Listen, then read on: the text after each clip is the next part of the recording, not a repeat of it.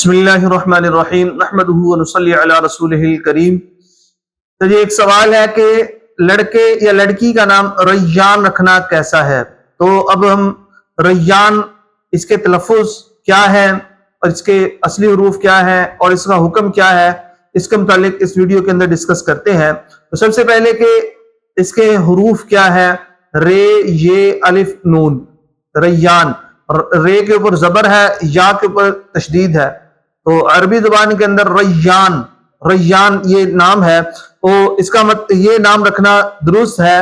یہ ایک جنت کا دروازہ ہے، جنت کا دروازہ جس میں صرف روزے دار جو ہوں گے وہی داخل ہوں گے۔ ریان اس جو ہے نا وہ جنت کے دروازے کا نام ہے، ٹھیک ہے جی۔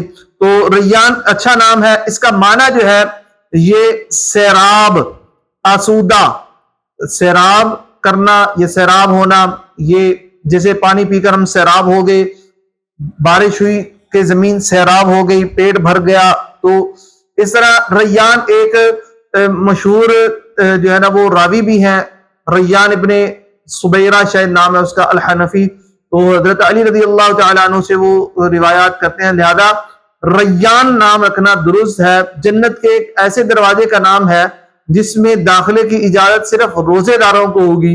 تو ریان یہ ایک جنت کا دروازہ بھی کہہ دیں۔ لفظی ترجمہ اس کا جو ہے نا وہ سیراب کرنا یا سیراب خالی اور آسودہ ہونا ہے۔ تو لہذا ریان نام رکھنا یہ اچھا ہے، بہتر ہے، نام رکھ سکتے ہیں۔ لیکن چونکہ یہ ایک تابعی کا بھی نام ہے تو اس لیے بھی رکھ سکتے ہیں۔ بہتر یہ ہے کہ کسی صحابی کا نام رکھا جائے یا کسی انبیاء علیہ السلام کے ناموں میں سے کوئی نام رکھا جائے یا بزرگ ہستیوں کے ناموں میں سے کوئی نام رکھا جائے۔ تو یہ ریان جو ہے نا وہ حدیث پاک میں آتا ہے کہ یہ جنت کا ایک دروازہ ہے، لہذا اس کا جو ہے نا نام اگر کسی نے بچے یا بچی کا نام ریان رکھا ہے تو یہ درست ہے۔